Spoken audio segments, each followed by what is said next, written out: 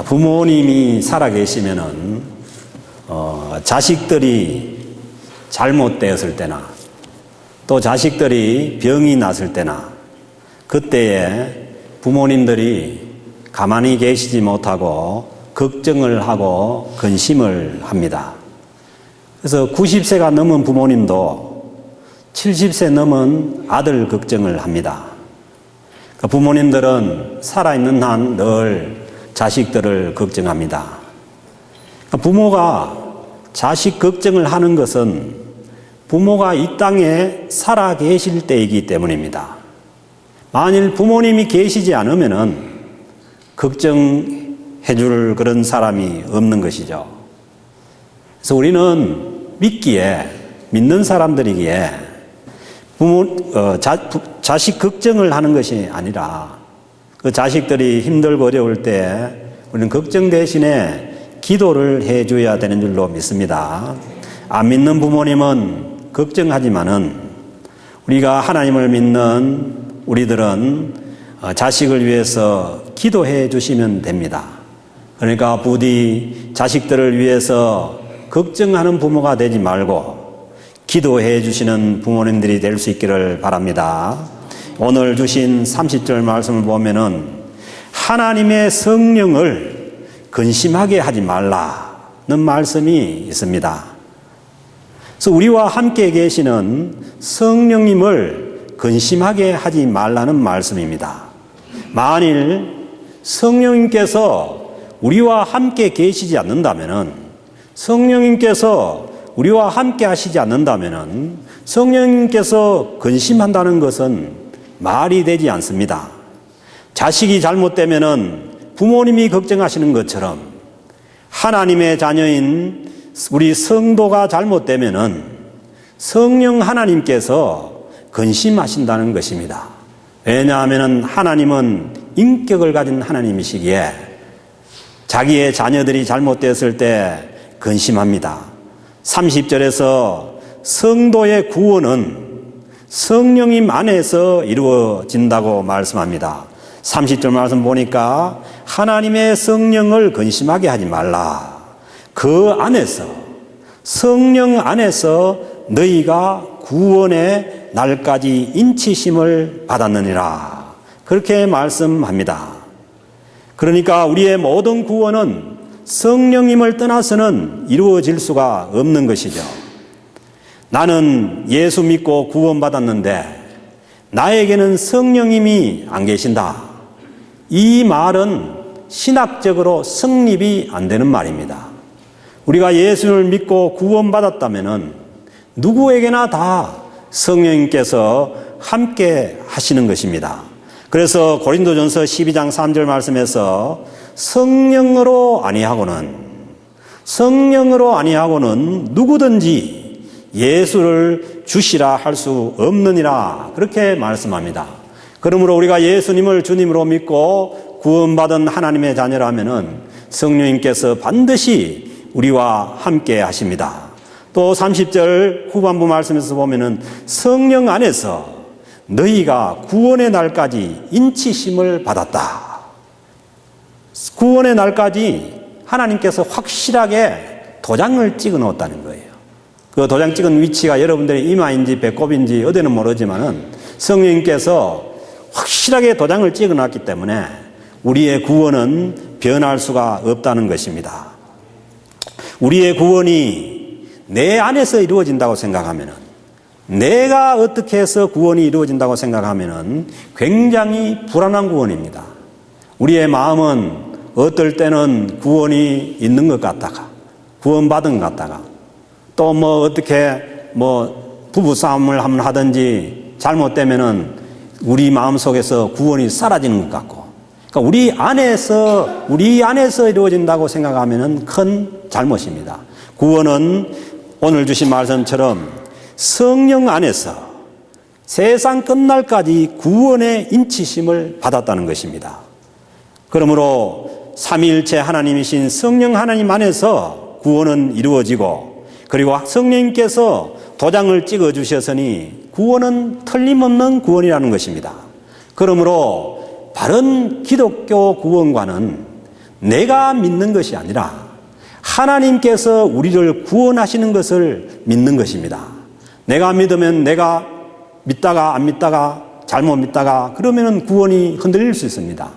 그러나 성령님께서 우리를 부르셨고 성령님께서 주님 앞에 서는 그날까지 성령님께서 도장을 찍어서 우리의 구원을 확실하게 하신 것을 믿는 것입니다. 그런데 우리가 주님께로 가는 그날까지 함께 하신 성령님께서 늘 우리와 함께 하시는 그 성령님께서 성도가 잘못 살면은 마치 자녀가 잘못 살면은 부모님께서 근심하는 것처럼 성도가 잘못 살면은 성령 하나님께서 근심을 한다는 것입니다. 그러므로 모든 우리 구원받은 성도들은 우리가 자녀로서 부모님을 근심시키지 말아야 하는 것처럼 성도가 성령님을 근심시키지 않는 그러한 삶을 사는 것은 성도로서의 구원받은 성도로서의 당연한 삶입니다. 그것이 공로가 될 수도 없고 내가 이렇게 잘 살았다고 그 앞에 내세울 것도 없어요.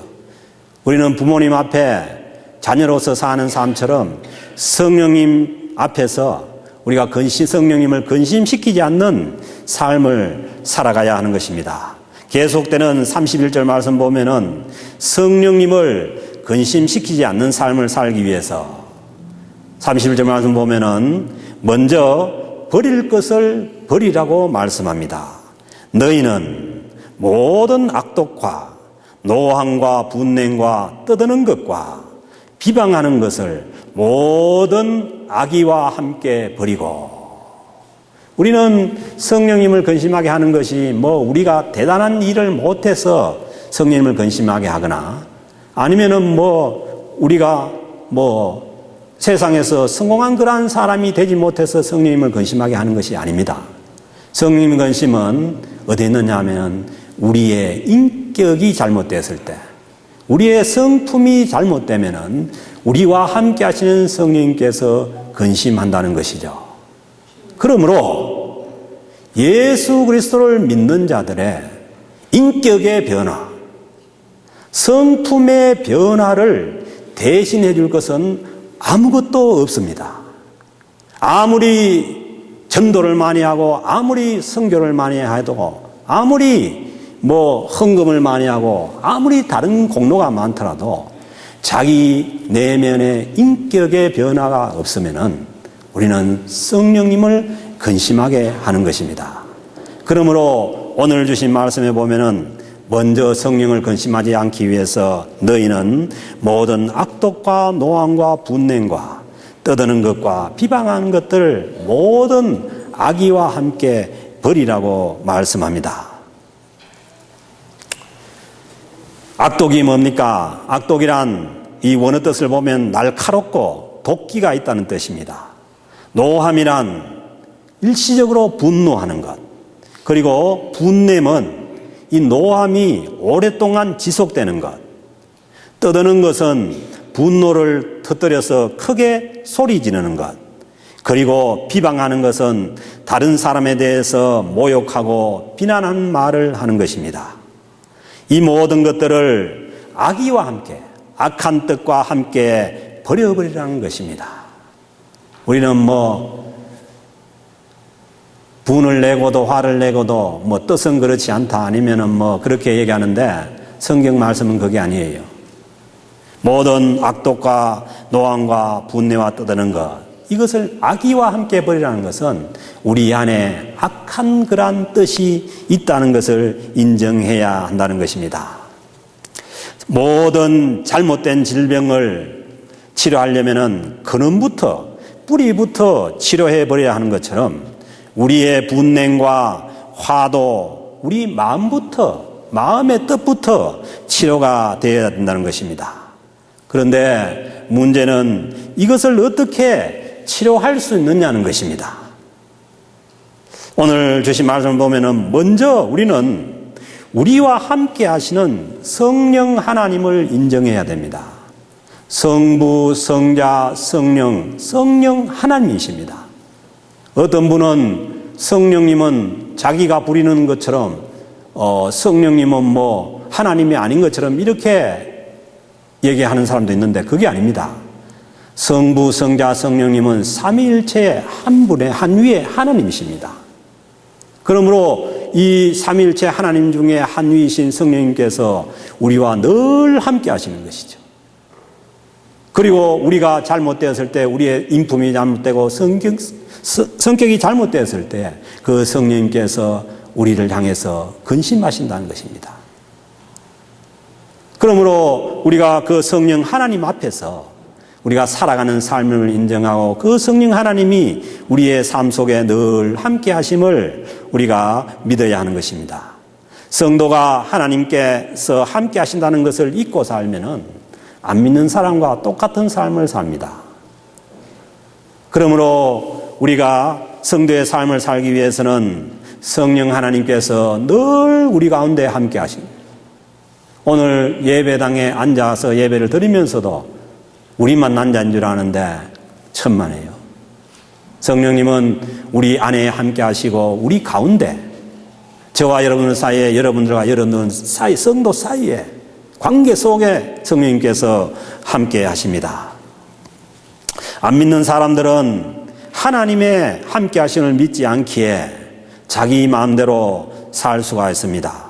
그러나 성도는 언제나 성령님을 근심시키지 않는, 성령님께서 기뻐하시는 삶을 살아야 합니다. 요즘은요, 안 믿는 사람들도 이 화나 분노에서 벗어나기 위해서 이 말을 합니다. 화나 분노를 벗어나기 위해서 무엇을 해야 되느냐? 먼저 감사해라는 것입니다. 그리고 친절하라는 것입니다. 그리고 용서하라는 것입니다. 이것은 안 믿는 사람들의 일반적인 그러한 얘기입니다. 그리고요, 하물며 프랑스에서 공동체를 하는 탄니칸 스님이라는 분이 계시는데, 이분이 하는 얘기가 뭐냐 하면은 화를 다스리기 위해서 가장 중요한 것은 뭐냐? 용서라는 것입니다. 그래서 이 용서라는 이 사람이 책을 쓴 거예요. 그 불교인들도 분노를 다스리기 위해서, 화를 다스리기 위해서 용서라고 그렇게 알고 있고, 안 믿는 사람들도 감사와 친절함과 용서의 삶이 우리의 화를 치유한다고 그렇게 믿고 있는데, 유독 교회에 열심히 다니는 기독교인들이야말로 그것을 믿지 않으려고 하는 것은 이상한 일입니다. 기독교인들의 삶이야말로 그 삶의 중심이 용서의 삶입니다. 용서하지 않으면은 우리는 화와 분냄에서 벗어날 수가 없습니다. 바로 이 삶을 이 땅에 오셔서 보여주신 분이 바로 우리를 구원해 주신 예수 그리스도이십니다. 주님은 십자가에서 우리의 영혼을 구원하실 뿐만 아니라 우리의 모든 심령의 분노와 화에서도 구원하신 줄로 믿습니다. 주님은 십자가에 못 박혀 돌아가시면서 그 고통을 당하면서, 여러분 그 고통이 얼마나 큰 고통인지 압니까? 저는 이번에 저희 아버님 병상을 지키면서 호흡 안 되는 것만큼 힘든 고통이 없는 거예요. 예수님께서 십자가에서 달려서 돌아가실 때 마지막에는 호흡이 안 되기 때문에 돌아가신 거예요. 왜냐하면 달려서 심장이 멈춰가는 거예요. 그리고 폐에 물이 차올라서 나중에 창으로 예수님 옆구리를 찔렀을 때 물이 쏟아졌다는 것은 폐에 물이 차올라서 더 이상 호흡을 할 수 없기 때문에 주님께서 숨이 끊어지신 거예요. 그런데 그 순간에서도 누가복음 23장 34절 말씀 보면 예수께서 이르시되 아버지여 저들의 죄를 용서하여 주옵소서.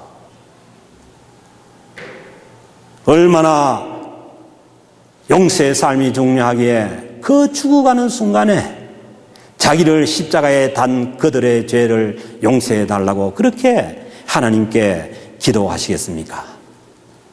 그리고 주님께서 직접 가르쳐 주신 주기도문에서도 주기도문에 우리와 이 삶에 관계된 것이 몇 개 없어요. 그 중에서 우리가 우리에게 잘못한 사람들을 용서하여 준 것 같이 우리 죄를 용서하여 주시고, 우리는 기도할 때 그냥 기도합니다. 용서해달라고. 우리 주님께서 주기도문에서 가르쳐 주신 기도문을 보면 반드시 그렇습니다. 우리가 우리에게 잘못한 사람들을 용서해 준 것 같이 우리 죄를 용서하여 주옵시고. 이것이 우리의 기도입니다. 주님이 가르쳐 주신 기도입니다. 그리고요, 더 나아가서 주님은 마태복음 6장 14절 15절에서 이렇게 말씀합니다. 너희가 사람의 잘못을 용서하면은 너희 하늘 아버지께서도 너희 잘못을 용서하시려니와 너희가 사람의 잘못을 용서하지 아니하면은 너희 아버지께서도 너희 잘못을 용서하지 아니하시리라. 어떤 말씀입니까? 이 말씀대로라면 어떤 말씀입니까? 우리가 다른 사람을 용서하지 않고도 소망이 있다는 것입니까? 사랑하는 성도 여러분, 우리 크리스찬들에게는 다른 사람이 나에게 잘못한 사람을 용서해 주는 것이 주님께 자신의 죄를 용서받은 자들이 해야 될 핵심적인 일입니다. 그러므로 엄밀히 말하면은 주님께 죄를 용서받은 자들, 예수 그리스도를 믿고 주님께 죄를 용서받고 구원받았다는 자들의 마음속에 용서 못할 사람이 아무도 없어야만 우리의 구원이 성립된다는 것이죠. 물론 이것은 주님께서 우리에게 용서의 삶을 살게 하기 위한 경고의 말씀일 수도 있어요. 그러나 주님은 말씀합니다. 너희에게 잘못한 사람을 용서하지 아니하면은 너희 아버지께서도 너희 잘못을 용서하시지 아니하시리라. 네. 그러므로 엄밀히 말하면은 우리는 우리 마음속에 구원받은 우리 마음속에 용서 못할 사람이 아무도 없어야 합니다. 우리가 주님 앞에 쓸 때에 우리 마음속에 용서 못한 그러한 사람들을 품고 용서하지 못한 그러한 미움을 가지고 주님 앞에 쓸 수가 있겠습니까? 저희 아버님도 그러더라고. 제가 옆에서 있는데 내가 참 그 마음 아픈 게 있는데 하나는 너희 어머니한테 고생시킨 거. 여러분 부인한테 잘하십시오. 그리고 가기 전에 다 용서하시고 용서받고, 그 다음에 또 하나는 나를 낳아준 우리 할머니한테 나 같은 것도 자식을 낳았다고 내가 할머니한테 너무 못할 소리를 많이 했다. 그걸 정신이 있으실 때 말씀을 하시더라고요. 그러니까 우리는 하나님 앞에 가려면 어차피 다 내려놓고 용서해야 됩니다. 그러니까 미리미리 우리가 다 주님 앞에서 용서받고, 그리고 용서하지 못하면 내가 용서받은 기쁨을 누릴 수가 없습니다. 내 마음속에 용서하지 못한 사람이 있으면 내가 주님 앞에 내 죄악을 용서받았다는 그 기쁨이 확신이 내한테 없습니다. 그래서 우리 자신들의 믿음을 위해서도 모든 사람을 다 용서할 수 있기를 바랍니다. 그런데 우리가 신앙생활을 하면 할수록 용서를 못하는 사람이 더 많아지고, 그로 인해서 우리 마음에 화병이 생기고 분노를 더 자주 표출하게 되고, 그렇게 된다는 것은 우리의 신앙이 잘못된 신앙이고 성령님을 근심하게 하는 그러한 신앙이라는 것입니다. 그래서 이 정신병리학자들이나 이런 사람들이 얘기하는 걸 보면은 이 생리학적인 이 그 피지컬한 화와 분노는 어디에서 오느냐, 그것을 얘기하는 것을 들어보면은 화병은 뭐가 부족해서 생기는 병이냐 하면은 일종의 산소가 부족해서 생기는 병이라고 합니다. 우리 몸에 산소가 부족하면은, 실제로 그래요. 호흡이 안 되고 안 돼서 산소가 부족하면 사람이, 화가 나는 거예요. 그래서요, 우리가 화를 내보세요. 화를 내면은 숨이 멎죠? 숨이 멎으니까 막 가슴 치죠? 그건 뭐냐면은 산소가 안 들어온다는 거예요.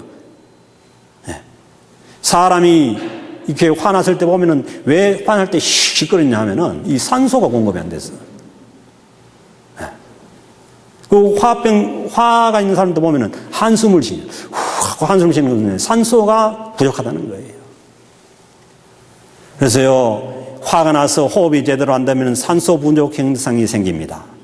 그러니까 이 산소를 우리 몸에 더 빨리 보내야 되잖아요. 그러니까 뭐가 뛰어요? 심장이 빨리 뛰어줘야 산소가 빨리 공급되니까 화가 나면은 뭐예요? 가슴이 덜컹덜컹 하는 거죠. 쿵덕쿵덕 하는 거죠. 그리고요, 여러분들 가만히 보세요. 화나가지고 싸울 때 보면은, 뜨거 하면 숨 쉬어요. 잘못하면 이제 그렇게 하다가는 까무라쳐가지고 이제 왜 싸움 하다가 이제 까무라쳐가 넘어가는 사람들 있잖아요. 쉴 새 없이 숨만 쉬고 하는 거, 숨만 쉬고. 숨 쉬면서 해야 돼요, 여러분. 막 하다가, 숨 한번 쉬고, 또 부족하면은 밖에 문 열고 나가가지고 산소 한번 마시고 와가지고, 그러면 산소가 공급돼 버리면은 이미 화가 싹 가라앉아 버려요. 그러니까 그게 산소가 부족한 게 뭐냐 하면은 병이라니까요. 그러니까 산소가 부족하면은 우리가 일단 화를 내면은 얼굴이 붉어지고 몸이 긴장이 되는 것은 뭐냐, 몸에 산소가 부족하다는 얘기예요. 그래서요, 여러분 꼭 기억하시기 바랍니다. 부부싸움을 할 때나 다른 사람과 이렇게 말다툼을 할 때 꼭 심호흡을 해가면서 해야 건강에 지장이 없습니다. 안 그러면은 반드시 뭐냐 하면은 심장에 충격을 주고 해서 그것이 심장에 무리를 가져옵니다. 그래서 내가 화를 많이 낸다고 하는 사람일수록 충분한 산소를 공급해 줘야 돼요. 보세요. 화가 날 때 그냥 나와가지고 바깥에 나와서 신선한 그런 공기를 마시면서 거리를 한번 걸어보세요.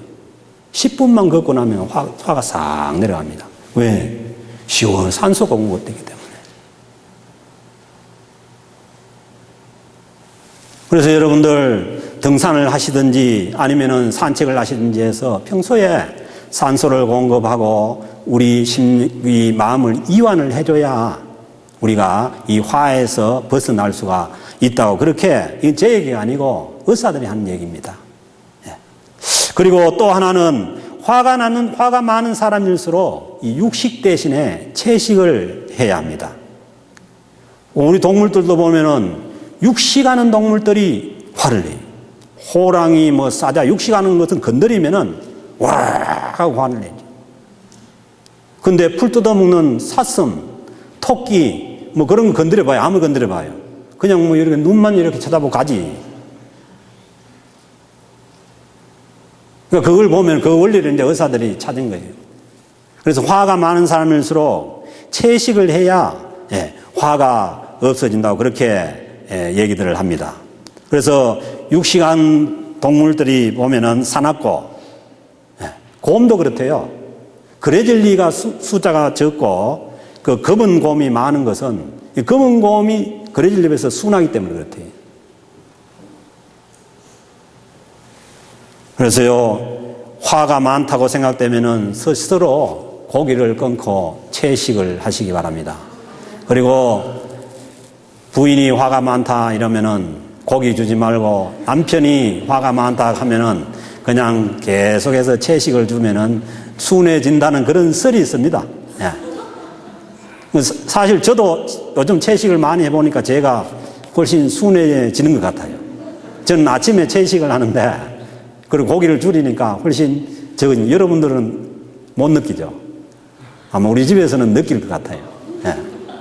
여러분들도 그렇게 하세요. 그리고 이번 주가 사순절 세 번째 주간이에요. 사순절 세 번째 주간인데 사순절 때는 원래 이 기독교 전통으로는 고기를 안 먹는 주간이에요. 40년. 40일 동안. 그게 뭐 금욕이나 아니면 율법적인 차원이 아니라 여러분 이 화를 다스리고 분노를 다스리기 위해서 한번 채식을 한번 해보시기 바랍니다.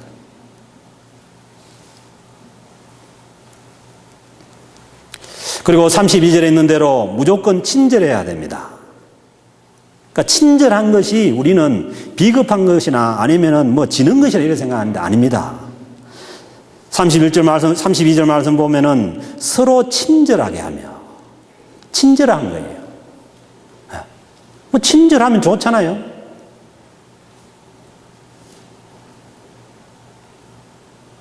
근데 우리가 친절하기 위해서는 더 너그러워져야 됩니다. 더 너그러워져야 친절을 하게 되는 것입니다.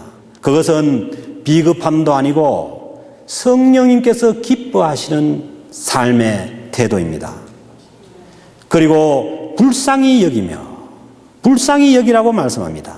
그러니까요, 다른 사람이 아무리 나한테 잘못해도 저 사람이 불쌍하게 여겨지면은 게임 끝난 거예요.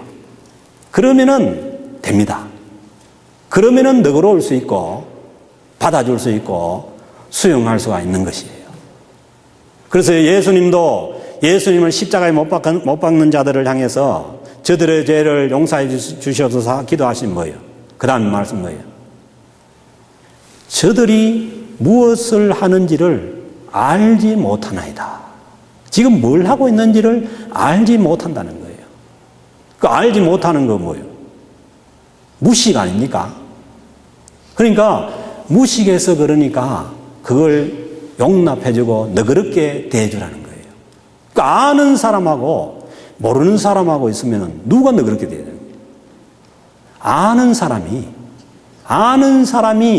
모르는 사람을 너그럽게 대해줄 수 있고 친절하게 해줄 수 있는 것이 모르는 사람은 못한다니까요. 얼마나 몰랐으면 메시아로 오신 예수 그리스도를 십자가에 못 박혔냐는 거예요. 그러니까 친절하고 너그럽게 할 수 있는 것은, 불쌍히 여길 수 있는 것은 뭔가를 아는 사람들입니다. 그러니까 내 자신이 뭔가를 안다고 생각되거든 친절하게 하고 그리고 용서하고 불쌍히 여겨줄 수 있기를 바랍니다. 아는 사람이 모르는 사람을 불쌍히 여겨야 되지 모르는 사람이 아는 사람을 불쌍히 여길 수가 없어요. 그러니까 아는 사람이 모르는 사람을 향해서 분노하고 화내는 것은 잘못된 일이에요. 우리가 화내고 분노하는 것을 자세히 보면은 나는 아는데 너는 모른다고 분노하는 거예요. 이게 뭐냐면 거꾸로 된 거라는 거죠. 모르는 사람이 아는 사람을 향해서 분노할 수 있지만은 아는 사람은 모르는 사람, 무식한 사람을 향해서 용서해주고 덮어주고 받아주고 해야만 되는 것이죠. 결코 우리가 져서 그런 것도 아니고 우리가 부족해서 그런 것도 아니고 주님이 용서하신 것처럼 받아준 것처럼 모든 사람을 용서하고 받아줄 수 있기를 바랍니다. 이번 주가 사순절 세 번째 주간인데요. 한 주간 동안 여러분들의 화와 분노를 자제할 수 있기를 주님의 이름으로 부탁을 드립니다. 화나면은 기도하시고 산책하시면서 성령님을 기쁘시게 하는 한 주간이 될 수 있기를 바랍니다. 그리고 다른 사람들에게 친절하시고 불쌍히 여기시고 나에게 잘못한 사람을 용서하는 주님을 기쁘시게 하는 사순절 세 번째 주간으로 훈련하시기를 주님의 이름으로 부탁을 드립니다.